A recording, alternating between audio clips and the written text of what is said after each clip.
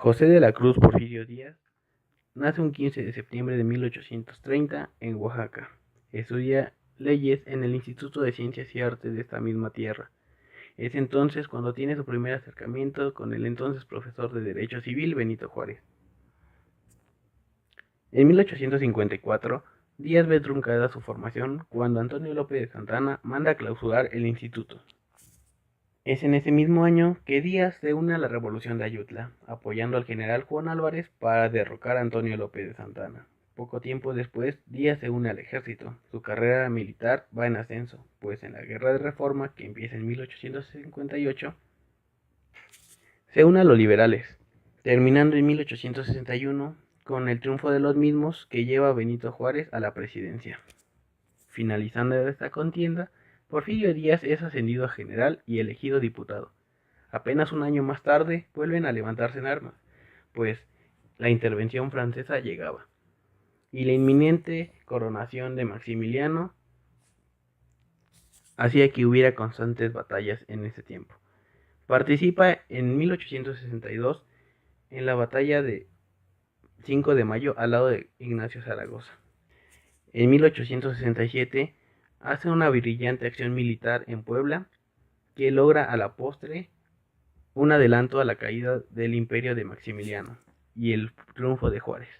La popularidad y todo lo que había logrado hicieron que Díaz pensara en la presidencia, pero el Congreso prefirió a Juárez en 1867, así retirándose de la milicia con 37 años y 37 batallas. En 1871 lo vuelven a reelegir. Es entonces que Díaz lanza el llamado Plan de la Noria, en donde pronunciaba que estaba en contra de la reelección. No puede hacer nada, así que se va de México. En 1872 muere Juárez. Es entonces cuando Díaz regresa al país e intenta de nuevo la presidencia, pero se encuentra con que ya había recaído sobre Sebastián Lerdo de Tejada. Al término de los 4 años de gobierno, en 1876, Lerdo anuncia de nuevo una reelección.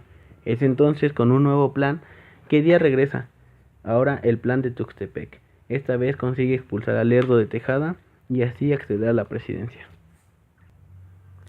Y es entonces cuando empieza ese primer año de gobierno.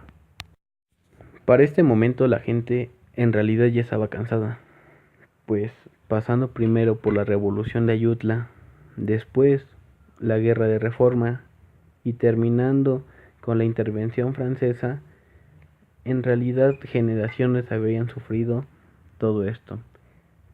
Pérdida económica, pérdida de gente y sobre todo estaba cansada de solamente ver guerra y muertos.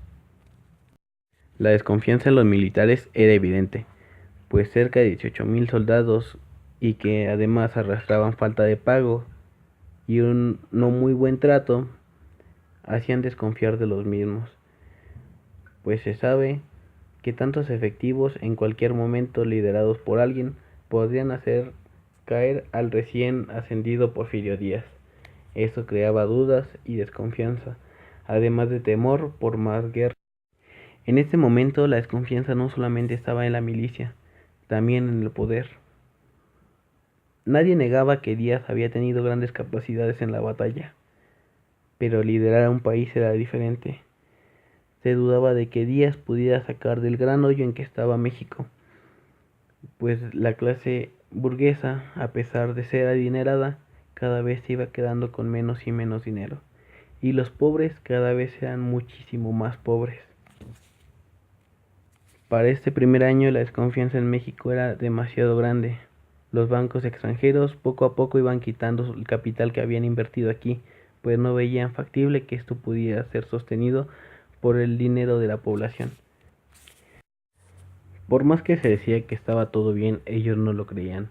Sumado a esto, México dejaba de exportar. Era evidente que México estaba perdiendo en esa rama.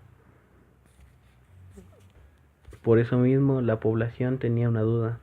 En realidad, el gran héroe de guerra Porfirio Díaz podría ser capaz de levantar a México. La hostilidad de Estados Unidos para con Díaz era muy evidente, pues no creían que podía seguir pagando la deuda que hasta entonces tenían con aquel país. así que no reconocían su gobierno como tal, no creían que en realidad fuera algo legal haber llegado de ese modo. Aunado a esto, se gestaban rumores que en Washington había un complot para invadir México.